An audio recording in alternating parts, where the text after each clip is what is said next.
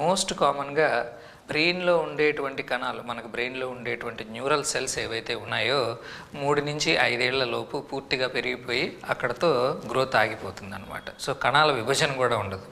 So ఆ particular age గ్రూప్లోనో లేదంటే పిండదశలోనో ఆ చేంజెస్ వచ్చి తర్వాత జీవితంలో ఎప్పుడైనా బయటపడేటువంటి అవకాశం ఉంది.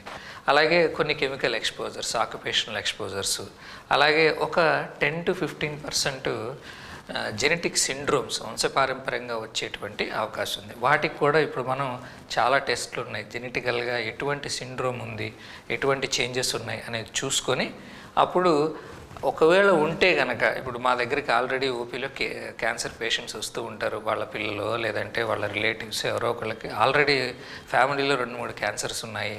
అటువంటి వాళ్ళకి మనం ఈ జెనెటిక్ టెస్టింగ్ చేస్తూ ఉంటాం అనమాట. వాళ్ళని హై రిస్క్ కింద పరిగణిస్తాం, కానీ ఖచ్చితంగా వాళ్ళకి జబ్బు వస్తుంది అని